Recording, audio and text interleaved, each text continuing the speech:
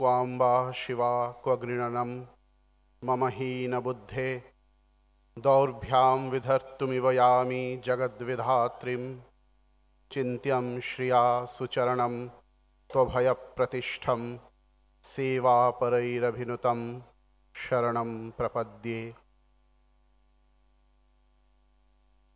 पूज्यपाद स्वामी सुखदेवानंद जी महाराज, स्वामी सत्यशानंद जी महाराज, सभाय उपस्थित गुरुजनेरा, उपस्थित समस्त सन्यासी ब्रह्मचारी बृंद सकलके प्रणाम जानाई। एछाड़ा एखाने समवेत हয়েছেন যত শ্রী শ্রী মায়ের সন্তানগণ, তাদের সকলের উদ্দেশ্যে আমার প্রণাম।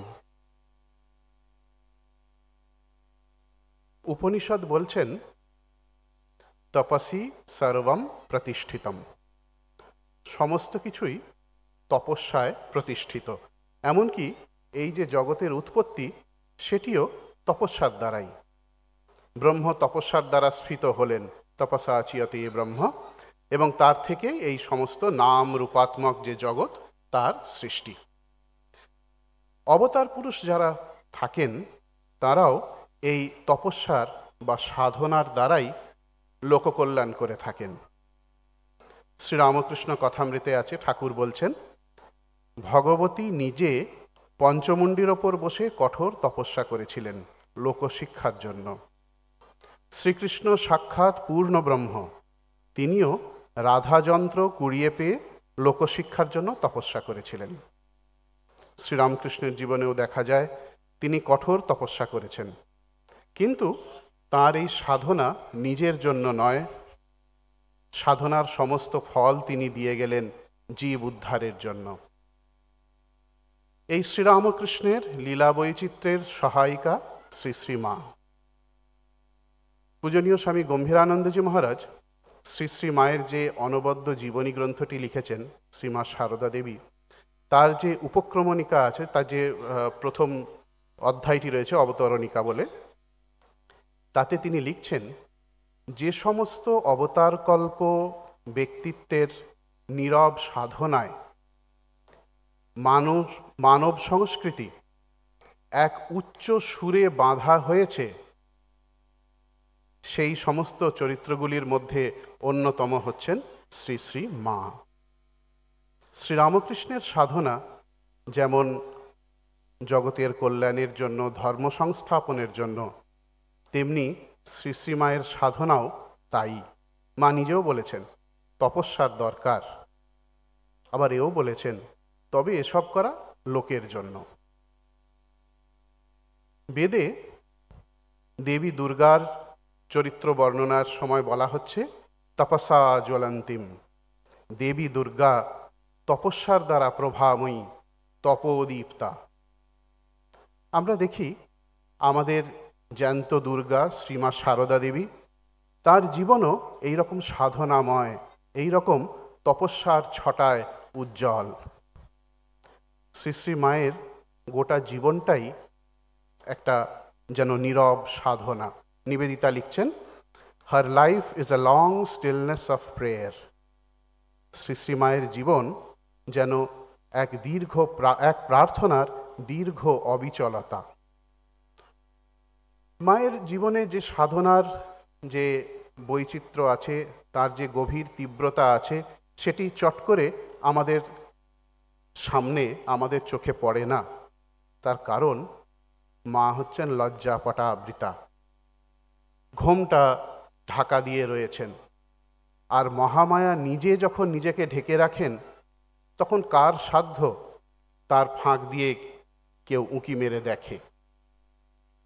ঠাকুর গাইতেন, ব্রহ্মা বিষ্ণু অচৈতন্য জীবে কিবা করিতে পারে।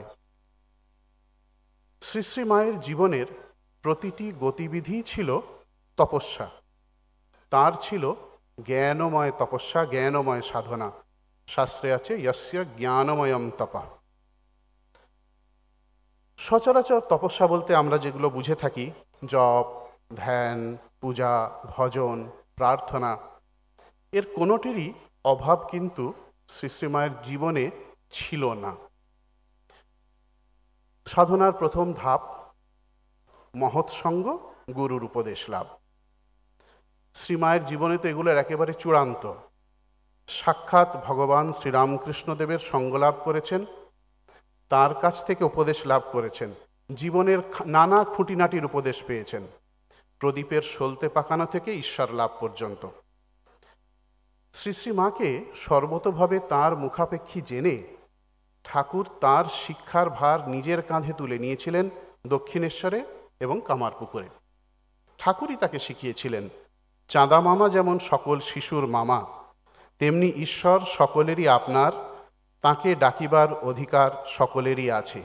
যে ডাকিবে তিনি তাহাকেই দর্শন দানে কৃতার্থ করিবেন। তুমি ডাকো তো তুমিও দেখা পাইবে। ঠাকুর কেবল উপদেশ দিয়েই ক্ষান্ত হতেন না, তিনি শিষ্যকে কাছে রেখে ভালোবাসায় একেবারে আপনার করে নিতেন। তারপর তাকে উপদেশ দিতেন, উপদেশ দিয়ে তীক্ষ্ণ দৃষ্টি রাখতেন যে শিষ্য সেটি কাজে কতটা পালন করতে পারছে, আর যদি কোথাও ভুলচুক দেখতেন তাকে সংশোধন করে দিতেন। এইভাবেই শ্রী শ্রী মাকে শিক্ষা দিয়ে তিনি গঠন করে নিয়েছিলেন। আশ্চর্য গুরু ঠাকুর, তেমনি কুশল তার শিষ্য শ্রী শ্রী মা।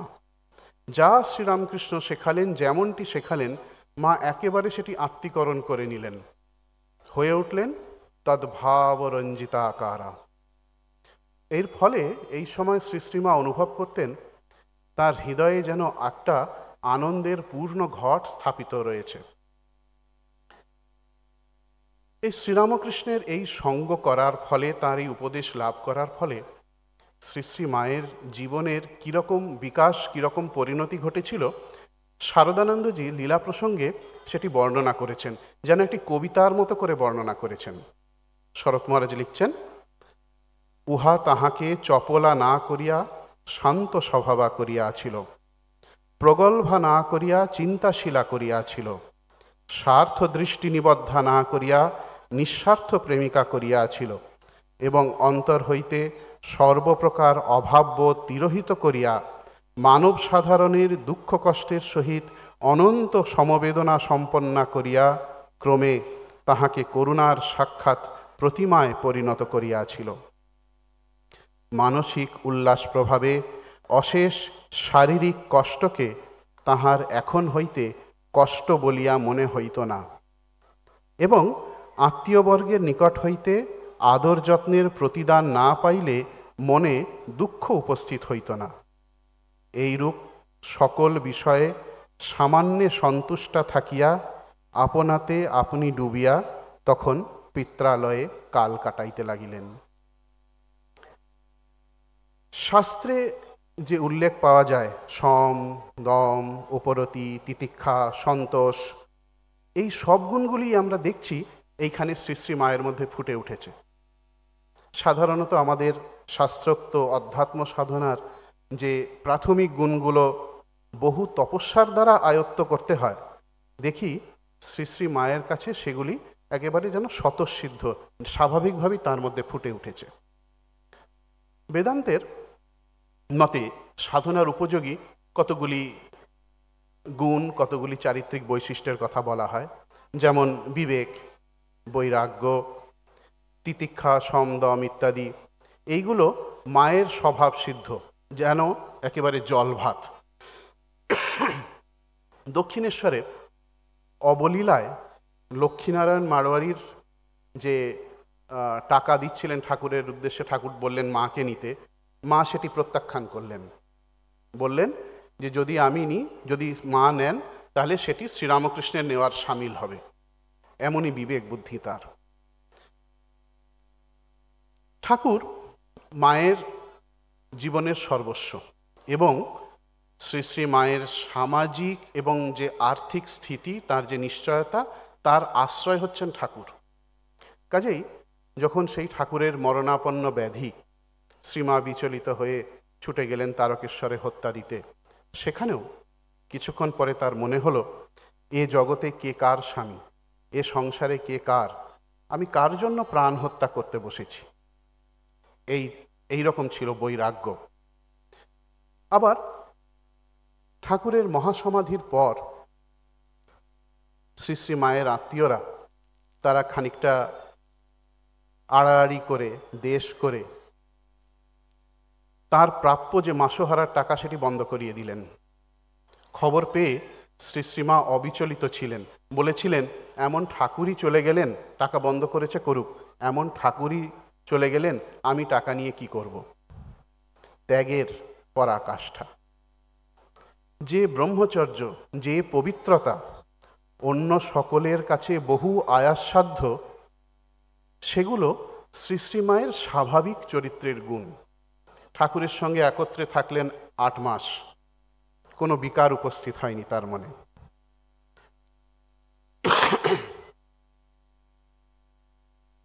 দক্ষিণেশ্বরে থাকাকালে ঠাকুর মায়ের জিভে কিছু লিখে দিয়েছিলেন আর বলেছিলেন ধ্যান করতে।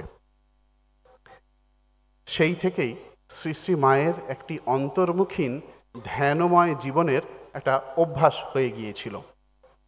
ভোর 3টের সময় উঠে নহবতের পশ্চিম ধারের বারান্দায় দক্ষিণ মুখে ধ্যানে বসতেন। শ্রী শ্রী মায়ের যে সঙ্গিনী ছিলেন যোগিন মা, তিনি এই নহবতে শ্রী শ্রী মায়ের কেমন একটি সাধনার জীবন ছিল সেটি ভারী সুন্দরভাবে বর্ণনা করেছেন। যোগিন মা বলেছিলেন, শ্রীমা ভোর 4টের আগে শৌচ ও স্নানাদি সেরে ধ্যানে বসতেন। ঠাকুর ধ্যান করতে বলতেন কিনা, এরপরে বাকি কাজকর্ম সেরে পূজায় বসতেন। পূজা, জপ, ধ্যান এতে প্রায় 1.5 ঘন্টা কেটে যেত। তারপর সিঁড়ির নিচে রান্না করতে বসতেন। রান্না হলে যেদিন সুযোগ ঘটত সেদিন মা নিজ হাতে ঠাকুরকে স্নানের জন্য তেল মাখিয়ে দিতেন। 10:30, 11টার মধ্যে ঠাকুর আহার করতেন। তিনি স্নানে যেতেন। মা তাড়াতাড়ি ঠাকুরের পান সেজে নজর রাখতেন ঠাকুর স্নান করে ফিরে এলেন কিনা। তিনি তার ঘরে এলেই মা জল ও আসন দিয়ে তারপরে খাবারের থালা নিয়ে তাকে আহারে বসিয়ে নানা কথার মধ্য দিয়ে চেষ্টা করতেন যাতে খাবার সময় ভাব সমাধি উপস্থিত হয়ে আহারে বিঘ্ন না ঘটায়। একমাত্র মাই খাবারের সময় তার ভাব সমাধি আসা অনেকটা ঠেকিয়ে রাখতে পারতেন, আর কারো সে সাধ্য ছিল না। ঠাকুরের খাওয়া হলে মা একটু কিছু মুখে দিয়ে জল খেয়ে নিতেন। তারপরে পান সাজতে বসতেন। পান সাজা হয়ে গেলে গুনগুন করে গাইতেন, তাও খুব সাবধানে, যেন কেউ শুনতে না পায়। এরপর কলের সেই একটার বাঁশি বেজে উঠত, যাকে ঠাকুরের মা বৃন্দাবনে কৃষ্ণের বাঁশি বলতেন। তাই শুনে তিনি খেতে বসতেন। সুতরাং 1:30-2টার আগে কোনোদিনই মায়ের খাওয়া হতো না। আহারের পরে নামমাত্র একটু বিশ্রাম করে সিঁড়িতে চুল শুকোতে বসতেন 3টে নাগাদ। তারপর আলো টালো ঠিক করে তোলা জলে নম করে হাত মুখ ধুয়ে কাপড় কেচে সন্ধ্যার জন্য প্রস্তুত হতেন। সন্ধ্যা এলে আলো দিয়ে ঠাকুর দেবতার সামনে ধুনো দেখিয়ে মা ধ্যানে বসতেন। এরপরে রাত্রের রান্না, সকলকে খাওয়ানো সেরে মা আহার করতেন। তারপর একটু বিশ্রাম করে শুয়ে পড়তেন। এই বর্ণনায় আমরা দেখছি যে ধ্যান, জপ, পূজা, প্রার্থনা, সেবা এর একটা অন্তহীন ধারা শ্রী শ্রী মায়ের জীবনে বয়ে চলেছে। একদিন কথা প্রসঙ্গে তিনি নলিনী দিদিকে বলেছিলেন, তোদের বয়সে কত করেছি, এসব করেও রোজ 1 লক্ষ জপ করতুম। এই ধ্যান জপ এর সঙ্গে তার চলত একটা অবিরত নিরবিচ্ছিন্ন প্রার্থনা। দক্ষিণেশ্বরে রাত্রে চাঁদ উঠলে গঙ্গার স্থির জলে চাঁদের প্রতিবিম্ব দেখে চোখের জলে ঠাকুরের কাছে প্রার্থনা করতেন, ভগবানের কাছে প্রার্থনা করতেন, চন্দ্রেও কলঙ্ক আছে, আমার মনে যেন কোনো দাগ না থাকে। আবার জ্যোৎস্না রাতে চাঁদের দিকে তাকিয়ে প্রার্থনা করতেন, তোমার ওই জ্যোৎস্নার মতো আমার অন্তর নির্মল করে দাও। যে সময় বৃন্দাবনে ছিলেন, বাঁকে বিহারীকে দর্শন করে প্রার্থনা করতেন, তোমার রূপটি বাঁকা, মনটি সোজা, আমার মনের বাঁকটি সোজা করে দাও। পরবর্তীকালে দেখা যেত তার প্রতিদিনের প্রার্থনা, মা জগদম্বে জগতের কল্যাণ করো। লজ্জাশীলা মা নহবতে থাকেন এবং যাতে সকলের চোখের আড়ালে থাকতে পারেন তার জন্য আবার মা জগদম্বার কাছে প্রার্থনা করতেন, হে মা, আমার লজ্জা রক্ষা করো। মায়ের জীবন শরণাগতি ও ঈশ্বর নির্ভরতা একেবারে যেন প্রতি পদে দেখা যেত। যখন হৃদয়রাম মা দক্ষিণেশ্বরে এলেন যেবার, হৃদয়রাম তাকে একেবারে পত্রপাঠ বিদায় করে দিলেন। শ্রীমা কারোর কাছে কোনো অনুযোগ করেননি, কেবল মা কালীর কাছে গিয়ে প্রার্থনা করে বলেছিলেন, মা, যদি কোনোদিন আনাও তো আসব। এরপরে যখন দক্ষিণেশ্বরে থাকতেন, ঠাকুর মাঝে মাঝে মায়ের সঙ্গে কিছু পরামর্শ করতে চাইতেন, কোনো বিষয় নিয়ে কিছু মতামত চাইলে মা তখনই কিছু বলতেন না, বলতেন, এখন নয়, পরে বুঝে বলবো। ঠাকুর বলতেন, এখনই বলো না, তুমি আবার কার সঙ্গে বুঝে বলবে যে পরে বলবে? মা তবুও বলতেন, না, এখন নয়, পরে বুঝে বলবো। তারপর নহবতে গিয়ে মা কালীর কাছে খুব কাতরভাবে প্রার্থনা করতেন, মা, তুমি আমায় যা বলবার বলে দাও। এরপর তার মনে যে কথাটি উঠত সেটি গিয়ে ঠাকুরকে বলতেন। আবার ঠাকুরের মহাসমাধির পর যখন মায়ের খুবই দুর্দশা কামারপুকুরে, মায়ের গর্ভধারিণী শ্যামাসুন্দরী দেবী তাকে জয়রামবাটিতে এসে পাকাপাকি থাকতে বললেন। মাও কিন্তু তখন সেই শরণাগতির ভাবেই জবাব দিয়েছিলেন, এখন তো কামারপুকুরে যাচ্ছি, পরে তিনি যা করবেন তাই হবে। তার এই যে ধ্যান, জপ, প্রার্থনা, শরণাগতি, এর মধ্যে একটি সুন্দর ধ্যান তন্ময় রূপ আমরা দক্ষিণেশ্বর বা অন্যান্য সময়, বিশেষ করে দক্ষিণেশ্বর পর্বতে দেখতে পাই। মা নিজেই তার এই রূপটি প্রকাশ করেছেন। একবার বলেছিলেন, সংসারের কাজকর্মের মধ্যেও একটি সময় করে নিতে হয়। আমার কথা কি বলবো মা, আমি তখন দক্ষিণেশ্বরে রাত 3টের সময় উঠে জপে বসতুম, কোনো হুঁশ থাকতো না। একদিন জ্যোৎস্না রাতে নবতে সিঁড়ির পাশে বসে জপ করছি, চারিদিক নিস্তব্ধ। ঠাকুর যে সেদিন কখন ঝাউতলায় শৌচে গেছেন কিছুই জানতে পারিনি। অন্যদিন জুতোর শব্দে টের পাই, খুব ধ্যান জমে গেছে।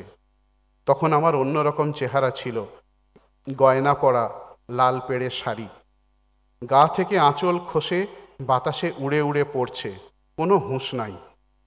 ছেলে যোগেন সেদিন ঠাকুরের গাড়ু দিতে গিয়ে আমাকে ওই অবস্থায় দেখেছিল। সেসব কি দিনই গিয়েছে। একদিন এই পর্বেই মা ধ্যান করছিলেন, বৃন্দে ঝি তার সামনে একটি কাঁশি গড়িয়ে দেওয়ায় মায়ের যেন বুকে আঘাত লেগেছিল, কেঁদে ফেলেছিলেন একেবারে, এমনই তন্ময় হয়ে থাকতো তার মন। যোগীন মা দেখেছিলেন দক্ষিণেশ্বরের নহবতে মা ভাবে হাসছেন, কাঁদছেন, আবার নিস্পন্দ হয়ে যাচ্ছেন। রাত্রেবেলায় কে একজন বাঁশি বাজাতো, মায়ের মনে হতো সাক্ষাৎ শ্রী ভগবান যেন বাঁশি বাজাচ্ছেন, তিনি সমাধিস্থ হয়ে পড়তেন। কাজেই পূজা, জপ, ধ্যান, ভাব, সমাধি এসবই দেখি শ্রী শ্রীমায়ের জীবনে দক্ষিণেশ্বর পর্বেই হয়ে গেছে। শেষ দিন পর্যন্ত এর বিরাম ঘটেনি, কি জয়রামবাটিতে, কি কামারপুকুরে, কি কলকাতায়। সেই যে দক্ষিণেশ্বরে থাকাকালে তার একটা অভ্যাস হয়েছিল যে শেষ রাতে উঠে শৌচ, স্নান ইত্যাদি সেরে নিয়ে সবার অজ্ঞাতসারে এসে ঘরে ঢুকতেন। সেই অভ্যাস তার শেষ জীবন অবধি ছিল। উদ্বোধন বাড়িতেও তাই করতেন। রাত্রি প্রায় 3টে নাগাদ উঠতেন, উঠে তার যা শৌচাদি সেরে নিয়ে প্রথমেই ওঠার সময় ঠাকুরের ছবির দিকে তাকাতেন, উঠবার সময় ঠাকুরের অন্যান্য ঠাকুর দেবতার নাম করতেন, তারপর উঠে শৌচাদি সেরে ঠাকুরকে তুলতেন, তারপর জপে বসতেন। এই হয়ে যাওয়ার পর সকালে তার কাজকর্ম সেরে আবার নিজের পূজার জোগাড় করতেন, 8টা নাগাদ পুজোয় বসতেন। পূজা শেষে আবার যে সাংসারিক কাজকর্ম ছিল সেগুলি করতেন, করে দুপুরবেলায় সামান্য একটু বিশ্রামের পর আবার 3টে নাগাদ উঠে একটু হাত মুখ ধুয়ে এসে আবার জপের থলি নিয়ে বসতেন। তারপর ঠাকুরকে বৈকালিক ইত্যাদি তার আগে দিয়ে দিতেন। এরপর সন্ধ্যা আরতির পর আবার জপে বসতেন। তার এই রকম একটি সাধনার যেন ফল্গু ধারার মতো তার জীবনে বয়ে চলত। একবার তো মুখ ফসকে বলে ফেলেছিলেন, ইষ্ট দর্শন সে তো হাতের মুঠোর ভেতর, একবার বসলেই দেখতে পাই। ঠাকুরের মহাসমাধির পর শ্রী শ্রী মায়ের এই সাধন তন্ময়তা অনেক গুণ বেড়ে গিয়েছিল। বৃন্দাবনে প্রায় 1 বছর ছিলেন। সেই সময় এক তন্ময় হয়ে বিভিন্ন ভাবে সাধনা করেছিলেন। বিভিন্ন মন্দিরে ঘুরে বেড়াতেন, আনন্দ সহকারে জপ করতেন, এমন তন্ময় হয়ে জপ করতেন, মুখে মাছি বসে ঘা করে দিত, টের পেতেন না। কামারপুকুরে থাকাকালে তিনি যে কঠোরতা ও যে সাধনা করেছেন সেগুলো আজকে আমাদের কাছে ধ্যানের বস্তু। ঠাকুর বলেছিলেন, তুমি কামারপুকুরে থাকবে, শাক বুনবে, শাক ভাত খাবে আর হরিনাম করবে। এটি অক্ষরে অক্ষরে পালন করেছিলেন। এই সময় তার কত দর্শনাদি হয়েছিল। এই দর্শনাদি হয়েছিল বলেই তিনি তার মনকে এই সংসারের বহু ঊর্ধ্বে রেখে একটা প্রশান্ত ভাব ধরে রাখতে পেরেছিলেন। এরপর তার বেলুড়ের পর্ব, বিশেষ করে নীলাম্বর মুখোপাধ্যায়ের বাগানবাড়িতে তার পঞ্চতপা অনুষ্ঠান, এখানেও প্রতিদিন ধ্যান, জপ, পূজা, প্রার্থনা, ভাব, সমাধি। সে সময় লাল জ্যোতি, নীল জ্যোতি এই সব দেখতেন এবং তাতে তার মন লয় হয়ে যেত। পরে বলেছিলেন যে এরকম 2-4 দিন থাকলে আর শরীর থাকতো না। এই পর্বের প্রসঙ্গেই মা পরে বলেছিলেন, আহা, বেলুড়েও কেমন ছিলুম, কি শান্ত জায়গাটি, ধ্যান লেগেই থাকতো, তাই ওখানে একটি স্থান করতে নরেন ইচ্ছা করেছিল। এই নীলাম্বরবাবুর বাগানবাড়ির ছাদেই মায়ের একদিন গভীর নির্বিকল্প সমাধি হলো। যোগিনমা, গোলাপমা সঙ্গে ছিলেন, ছাদে বসে ধ্যান করছিলেন। অনেকক্ষণ ধরে তাদের ধ্যান হয়ে গিয়েছে, অথচ মা নিস্পন্দ, নড়ছেন না, বসে আছেন সমাধিস্থ হয়ে। অনেকক্ষণ পরে তার হুঁশ এলো। যখন হুঁশ এলো তখনও দেহবোধ নেই। বলছেন, ও যোগিন, আমার হাত কই, পা কই? তারা সঙ্গিনীরা তার হাত পা টিপে দিচ্ছেন, এই তো হাত, এই তো পা, কিন্তু তবুও অনেকক্ষণ ধরে মায়ের এই দেহবোধ রাহিত্য চলেছিল। এই জাতীয়ই মায়ের গভীর সমাধির কথা যোগিনমা উল্লেখ করেছেন। বলরাম মন্দিরেও তার দেখা যেত। এই রকম ভাব, সমাধি মায়ের নিত্যকার ব্যাপার ছিল। কথামৃত রচয়িতা শ্রী তিনি বলেছিলেন, মা ঠাকুরনের সমাধি ভক্তরা কেউ কেউ দেখেছেন, যারা খুব ফরচুনেট, স্থির, চক্ষুর নিমেষ নাই। আহা, কি দুর্লভ সে দৃশ্য। এমনই একটি দৃশ্যের কথা আমরা দেখতে পাই বাগবাজারে মায়ের বাড়িতে। সেটা 1916 সাল, গ্রীষ্মকালের এক বিকাল। ঠাকুরঘর খোলা হয়েছে।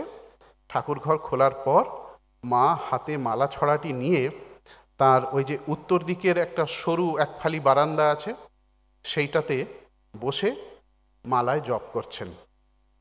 যেমন ছবিতে দেখা যায়, পা ছড়িয়ে বসে আছেন, সেইভাবে পা ছড়িয়ে বসে জপের মালা, জপের থলি হাতে নিয়ে জপ করছেন। সামনে মাঠের দিকে চেয়ে রয়েছেন, চোখ খোলা, কিন্তু কেমন ফেলে দৃষ্টি, দেখছেন অথচ দেখছেন না। অন্তরে কি যেন দেখছেন, অথচ বাহ্য জ্ঞান নেই। এই সময় মায়ের বাড়ির অফিসে সেখানকার যিনি ম্যানেজার ছিলেন, তিনি এক ব্রহ্মচারীকে ডেকে বললেন, ওরে, আমেরিকায় স্বামী বোধানন্দ, তাকে একটি চিঠি লিখতে হবে। তো তিনি তার আশ্রমের একটি ছবি পাঠিয়েছেন, এটি মাকে গিয়ে দেখাতে হবে, মা কি বলেছেন সেটি তাকে উত্তরে জানাতে হবে, এবং আজকেই চিঠি লিখতে হবে, খুব জরুরি ব্যাপার, আজকে না হলে আবার দেরি হয়ে যাবে। ব্রহ্মচারী ছবিটি নিয়ে 3 বার মায়ের কাছে গেলেন। প্রত্যেকবারই যাচ্ছেন, কিন্তু মা এমনভাবে আত্মস্থ হয়ে বসে আছেন, ব্রহ্মচারীর সাহস হচ্ছে না মাকে গিয়ে কিছু বলার। এরকম 3 বার গিয়ে তিনি যখন মাকে ডাকতে পারলেন না, ফিরে এসে ম্যানেজারকে বলছেন যে আমি পারলুম না, আপনি অন্য কাউকে পাঠান। মা এমনভাবে বসে আছেন আমার ডাকতে সাহস হচ্ছে না। কিন্তু ম্যানেজার নাছোড়বান্দা, তিনি বললেন, ওরে তোর দ্বারাই হবে, তুই যা না, মাকে গিয়ে দেখা, বলবি খুব জরুরি। তগত্যা ব্রহ্মচারী ওপরে এসছেন, এসে মা তো চোখ খুলে বসে আছেন, মায়ের চোখের সামনে ছবিটা ধরে বললেন, মা, আমেরিকা থেকে হরিপদ মহারাজ চিঠি লিখেছেন, এই তার আশ্রমের ছবি, তাকে আজকেই চিঠি লিখতে হবে, খুব জরুরি ব্যাপার, আপনি একটু দেখে দিলে তবে চিঠি লেখা হবে। দেখছেন মা শুনলেন, কিন্তু তার মুখে যেন একটা কষ্টের ভাব দেখা দিল, যেন ভেতরে তার মনটা কেউ টেনে রেখেছিল, জোর করে কেউ ধাক্কা দিয়ে যেন বাইরে তাকে ঠেলে দিচ্ছে, একটা কষ্টের ভাব মুখের ওপর দেখা দিল। যাই হোক, সামলে নিলেন, বিরক্ত হলেন না, একটু বকাবকি করলেন না, একবার ছবির দিকে যেন তাকিয়ে বললেন, বেশ হয়েছে, বলে দাও গে। এই প্রত্যক্ষদর্শী পরে বলেছিলেন, তখন কি ছাই বুঝি মার বিজ্ঞানের অবস্থা, চোখ চেয়েও দর্শন। শ্রীমা চোখ চেয়েই ভাব সমাধিস্থ হয়ে থাকতেন।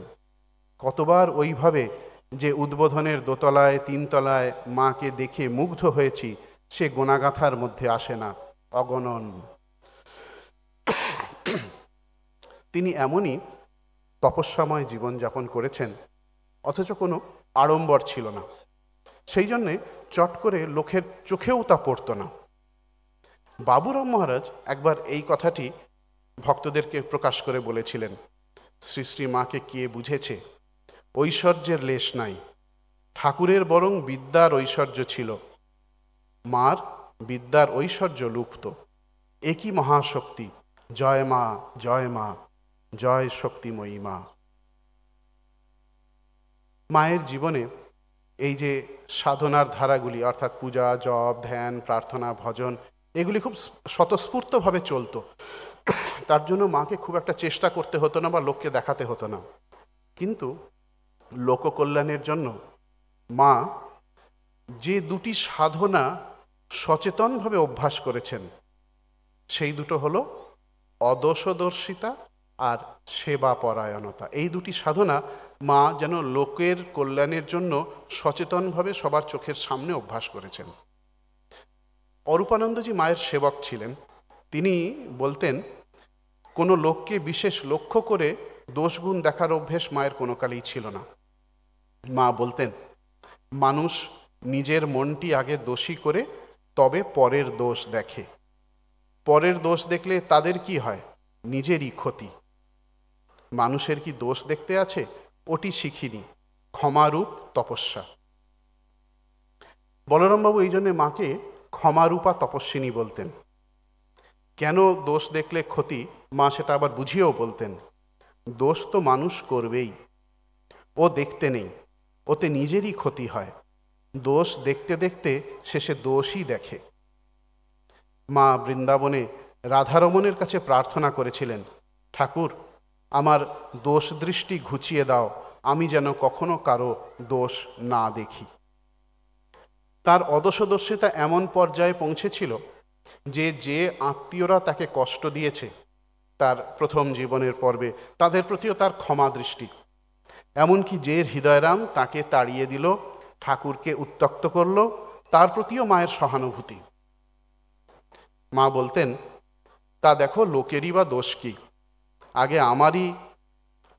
আমারও আগে লোকের কত দোষ চোখে ঠেকত, তারপর ঠাকুরের কাছে কেঁদে কেঁদে ঠাকুর আর দোষ দেখতে পারিনে বলে কত প্রার্থনা করে তবে দোষ দেখাটা গেছে। এছাড়া মায়ের জীবনের যে সাধনা আমাদের সবচাইতে বেশি দৃষ্টি আকর্ষণ করে, সেটা হলো তার সেবা পরায়ণতা। অপরের সেবা করা তার স্বভাবসিদ্ধ। সেই কচি বয়স থেকেই তিনি সেবা করছেন, মায়ের সঙ্গে তুলো কুড়োচ্ছেন, পৈতে কাটায় মাকে সাহায্য করছেন, ভাইদের মানুষ করছেন, এক গলা জলে নেমে দলঘাস কাটছেন, গরুর জাবনা দিচ্ছেন, মুনিশদের খাবার নিয়ে যাচ্ছেন, দরিদ্র নারায়ণের যখন সেবা হচ্ছে তাদের খিচুড়ি ঠান্ডা করার জন্য বাতাস করছেন। তার এই সেবা পরায়ণতা, তার স্বভাবসিদ্ধ, এইটিই ছিল তার তপস্যা। শাস্ত্রে আছে, মানুষ নিজের কর্মের দ্বারা ঈশ্বরের সেবা করে থাকেন, ঈশ্বরের পূজা করে থাকেন, ঈশ্বরের তপস্যা করে থাকেন। সকর্মণা তোমভ্যর্চ সিদ্ধিম বিন্দতি মানব। দক্ষিণেশ্বরে ঠাকুরের সেবা, তার নীরব কৃচ্ছ সাধনা, সেগুলো তার এই সেবাপরায়ণতা, তার সেবারূপ সাধনার একটা অঙ্গ। থাকতেন নহবতে সেই ছোট্ট ঘরটিতে, শুতেন রাত্রে চটের ওপর একটা পটপটে মাদুর, পাটের ফেঁসো দিয়ে তৈরি করা বালিশ, মাথার ওপর শিকে ঝুলছে, তাতে হাঁড়ি, হাঁড়িতে শিঙি মাছ কলকল করছে। দিনের বেলায় শৌচে যাবার জো নেই, প্রয়োজন দিনের বেলায় প্রয়োজন থাকলেও চেপে রাখতেন, সেই রাত্রেবেলায় সকলের চোখের আড়াল হলে তখন তিনি রাত্রে শৌচে যেতে পারবেন। এত গোপনে থাকা যার অভ্যেস, সেই তিনি আবার যখন ঠাকুরের সেবার প্রয়োজন হলো, শ্যামপুকুর বাটিতে প্রায় হাটের মাঝখানে গিয়ে থাকা, সেটাও তার সেবার প্রয়োজনে, তার সেবারূপ তপস্যার। পরবর্তীকালেও জয়রামবাটিতে থাকাকালেও তাকে অনলস পরিশ্রম করতে দেখি। সংসারে সব কাজ করছেন, কুটনো কোটা, ঝাড়ু দেওয়া, রান্না করা, ভাইপো ভাইঝিদের মানুষ করা, তাদের ছেলেপুলেদের মানুষ করা ইত্যাদি। শেষে রাত্রে যখন সকলে শুয়ে পড়েছে, সে সময়ও লণ্ঠন হাতে নিয়ে, লণ্ঠনের আলোয় হাতে খন্তা নিয়ে রাস্তা থেকে ইঁটের কুচি, খোলামাকুচি এসব সরিয়ে বেড়াচ্ছেন, যাতে ভক্তরা আসবেন, অন্য লোকেরা আসবে, তাদের কষ্ট না হয়, তাদের অসুবিধা না হয়। মনে হতে পারে এগুলো তো আটপৌরে কাজ, এতে আর মায়ের মহত্ব কোথায়? মহত্ব তার কর্তৃত্ব বুদ্ধিহীনতায়, অভিমান রাহিত্যে আর অবিচল থাকার মনোভাবে। ঠাকুরের কাছে প্রার্থনা ছিল, আমার আমিত্ব যেন না আসে। ঠাকুরের যে সেবা তিনি করেছেন, শুধু স্বামী ভেবে নয়, তাকে শ্রী ভগবান জেনে তার সেবা করেছেন। কারণ ঠাকুরের যখন শরীর গেল, তিনি তখন বলেছিলেন, মা কালী গো, কি দোষে আমায় ছেড়ে গেলে গো। আবার এই স্থূল শরীরে যেমন শ্রী মায়ের সেবা, শ্রী শ্রী ঠাকুরের সেবা করেছেন, তেমনি সূক্ষ্ম শরীরই শ্রীরামকৃষ্ণ, তার সেবার জন্যও বাকি জীবনটি শ্রীমা সমর্পণ করেছেন। যে সংসারকে অবলম্বন করে, যে যোগমায়ার মায়াকে অবলম্বন করে শ্রীমা রয়েছিলেন সংসারে, সেটিও তার শ্রীরামকৃষ্ণের, জীবরূপী শ্রীরামকৃষ্ণের সেবার জন্য। তাই সংসারে কাজ করলেও, সব কাজ করলেও তিনি সম্পূর্ণ নিরাসক্ত, পদ্মপত্রে জলের মতো। যে ভাইদের সংসারে তিনি সর্বময় কর্ত্রী, তার হাতেই সমস্ত কর্তৃত্ব। সেই ভাইদের সংসারে যখন সম্পত্তির বাঁটোয়ারা হচ্ছে, তখন যিনি সালিশ, তিনি মাকে জিজ্ঞাসা করলেন যে মা, তার ভাগের ঘরখান বা তিনি কোথায়, তার ভাগের ঘর কোথায় দেওয়া হবে? মা বললেন, ইঁদুরে গর্ত করে, সাপ সেই গর্তে বাস করে। যিনি সালিশি করছেন, ভাগ বাটোয়ারা করছেন, তিনি মায়ের ভক্ত এবং শিষ্য। মা জানেন তিনি যা বলবেন সেইটি কার্যে পরিণত হবে, এটা জেনেও তার এই মনোভাব। শেষে সেই সালিশ, সেই ভক্ত যেন নিজের গরজে দ্বিতীয়বার মাকে জিজ্ঞাসা করে পাঠালো যে জয়রামবাটিতে জমি জমা সম্পত্তি, বাড়ি ঘর সবই তো বাঁটোয়ারা হয়ে যাচ্ছে, এরপরে মা জয়রামবাটিতে থাকবেন কোথায়? মা তখন বললেন, দুদিন কালীর ঘরে, দুদিন প্রসন্নর ঘরে থাকব। সম্পূর্ণ নিরাসক্ত। মায়ের এই সংসার লীলা দেখেই বাবুরাম মহারাজ বলেছিলেন, তোমরা তো দেখেই তো এলে, রাজরাজেশ্বরী মা কেমন স্বাদ করে কাঙালিনী সেজে ঘর নিকুচ্ছেন, বাসন মাজছেন, চাল ঝাড়ছেন, ভক্তদের এঁটো পর্যন্ত পরিষ্কার করছেন। তিনি অত কষ্ট করছেন গৃহীদের গার্হস্থ্য ধর্ম শেখানোর জন্য। কি অসীম ধৈর্য, অপরিসীম করুণা আর সম্পূর্ণ অভিমান রাহিত্য। যে সংসারটিকে অবলম্বন করে মায়ের এই মর্তলীলা, সেটি যেন মায়ের যে মনটি ছিল, তার স্বাভাবিক গতি ছিল সমাধির দিকে। তিনি সবসময় ধ্যানস্থ হয়ে থাকতে চাইতেন। আর এই মায়ের সংসারটি যেন কোমর বেঁধে লেগেছিল মায়ের মনটাকে টেনে এনে কোনো রকম এই সংসারের পাঁকে ফেলে রাখা।